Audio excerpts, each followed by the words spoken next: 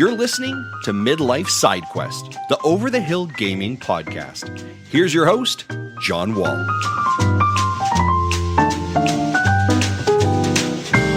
It's February 6th, 2025, and welcome to another episode of Midlife Side Quest, the Over the Hill video game podcast. My name is John Wall, and every week I bring you my video game impressions, the latest industry news, and tales of a Gen X geek delivered to you in 15 minutes, or your next podcast is free. Thank you so very much for tuning in today. On this episode, I'm going to be talking about the game The Roottrees Are Dead. But first, let's check out some of this week's gaming news. And in some of the least surprising news of the week, video game developer Midnight Society has shut its doors permanently after 3 years. The closure comes just months after laying off a large portion of its staff, and they close without ever having released their debut title, Dead Drop. Now, if you don't recall, Midnight Society was formed by Call of Duty veteran Robert Bowling and professional streamer and D-bag Dr. Disrespect back in 2021. If you're not familiar with Dr. Disrespect, great job for one. Second, the mustachioed moron is perhaps most famous for getting permanently banned from Twitch for sending inappropriate messages to a minor, confessing to cheating on his wife during a live stream, and also being kicked out of E3 after live streaming from a public bathroom. The studio also partially funded Dead Drop through the sale of NFTs, which, in hindsight, probably wasn't the smartest investment for those early adopters.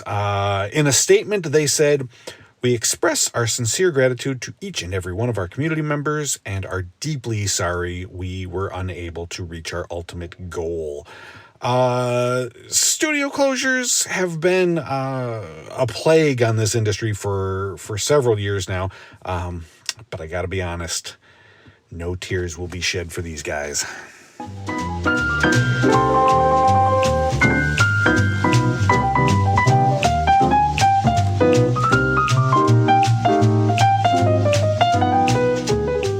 Something weird happened the other day. Something that almost never happens to me. But I just felt compelled to do it. I played a PC game. That's right. I played a video game on my personal computer. And I know what you're thinking, John, you don't play PC games. And you're right. As a platform, I just generally don't enjoy the PC experience. It's not for me. But the scuttlebutt that I was hearing about the Roottrees Are Dead was enough for me to break that cardinal rule. So in this game, you play as a private investigator, and you need to dig into the history of the Roottrees, a wealthy family who made their fortune in the candy making business back in the early 1900s. The game takes place in 1998, and it begins with a news broadcast announcing the deaths of several members of the family after their private jet crashes. On board were the three Roottrees sisters, who were all models and give off some major Kardashian vibes, and their parents, one of whom was the current president of the family business. With their deaths, over $1 billion of inheritance is up for grabs, and a mysterious woman shows up at your door one night and hires you to dig into the family tree to make sure that the right people who are entitled to this fortune receive it. What really convinced me that I should give this game a go, that I could enjoy this, is, despite my aversion to PC gaming, that most of the gameplay revolves around you sitting at your computer and searching for clues online. The entire game takes place in your office and has you kind of jumping between three areas in that room. There's your desk and computer, where you'll use your super fast 56K modem to search the internet for clues about the family. There's the table, where you'll lay out certain clues and photographs that you will print off to examine later. And there's your corkboard wall, where you have the entire family tree pinned up, with like the yarn connecting them all, like the movie Memento. So you'll start off with a list of names that you get from this woman, and these are the most significant members of the family, and these are the ones that you're going to want to look into first to get things rolling. And you'll search for them on their fake version of Google, which is called Spider Search. You'll also be able to look at public records to find out more information about the family. You'll also be checking out old family photos, magazines, newspaper articles, things like that, and looking for photo evidence. And when you think that you have all of the facts about someone on this tree, you post their photo, their name, and their occupation on the board. And for every 3 people that you get 100% correct, it will lock in those answers to show that you got it right. And then it'll kind of give you some more clues. The real fun here comes as you peel back the layers of the Roottrees history, uncovering all of the family rifts, the dark secrets, and all the plot twists that will make it tough to decipher who's who. That one cousin that you've been researching, turns out they're not using their real name. And what about that mysterious family member who just kind of seemed to come out of nowhere? Well, you will need to work it all out if you hope to finish out that family tree. They also thankfully give you a little virtual notebook that you can pull up at any time to jot down notes and things to remember later on. I've only played a few hours into the game so far, but I'm really enjoying piecing everything together. It's a fun puzzle to work on a little bit each night.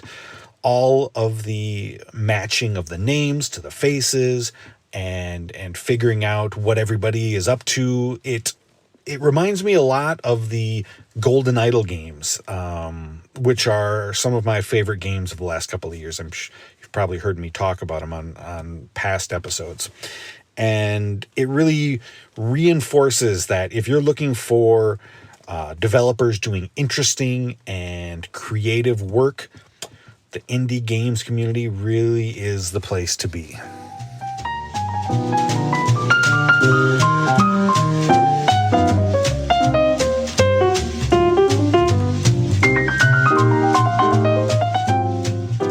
So this past Saturday morning, I went out to run a few errands, and when I came back to the house, I had no internet for no apparent clear reason.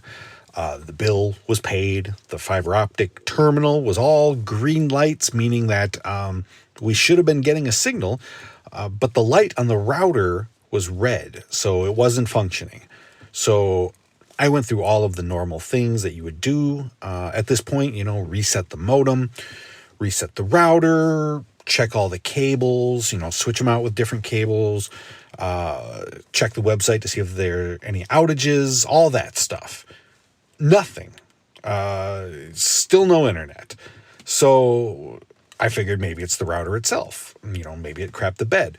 I've been leasing this one from CenturyLink for a while, so I figured maybe I'll just go buy a new one, and not have that extra $10 on the bill. I go pick one up. It was a Netgear Nighthawk, I think it was called, something. I hook it up. Nothing. I troubleshoot it. I switch some settings around. Nothing's working. I checked the line coming into the house. that looks fine. And at this point, I have spent hours of my weekend trying to figure this out, and I've got bupkis to show for it. So we got no internet. They tell me that a tech can come out on Monday, but until then, nothing.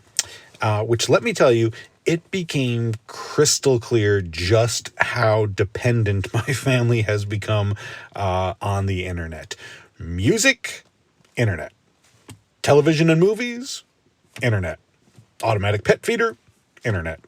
Kids' homework, internet. Finding out when the laundry is done so I don't have to get up off my ass and look, internet. It was terrible. This must have been how the Pilgrims lived, I imagine. So finally on Monday afternoon, the tech comes out to the house, takes a look, swaps out the router, and we had internet. I don't know. I asked him what the problem was, expecting some very complicated explanation about things like dynamic frequency selection or phase shift keying or some other term that maybe I just Googled right now. And instead, he just kind of shrugged and looked at me and said, I don't know, but it works. Well, that's disappointing. But at least we finally have internet again. Things were starting to look a little grim, and I nearly did the unthinkable. Read a book. Ugh. Since we've got a little bit of time before the end of the show, let's see how many dad jokes I can tell in 1 minute. Start the clock. I was at the store the other day and I saw that they had Batman shampoo. Unfortunately, they were all out of Conditioner Gordon. I was driving home the other day and I got pulled over by the police. He knocks on my window and asks, do you know why I pulled you over? I said, hold on a second, I'm on the phone. My friend, who's a lesbian, got me a Rolex for my birthday. I think she was confused when I told her I want a watch. What's the best way to watch a fishing tournament? On a live stream.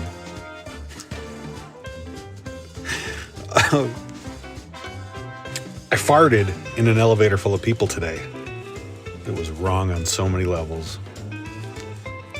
I've been telling everybody all about the benefits of eating dried grapes. It's all about raising awareness. Okay. That's it. Thank you so much for listening to Midlife Side Quest. I appreciate you making time in your day to hang out with me.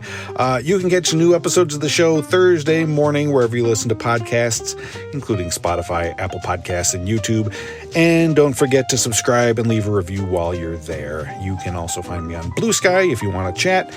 And if you want to leave me a question or comment, you can leave a message at speakpipe.com/sidequest. So until next time, be well and happy gaming.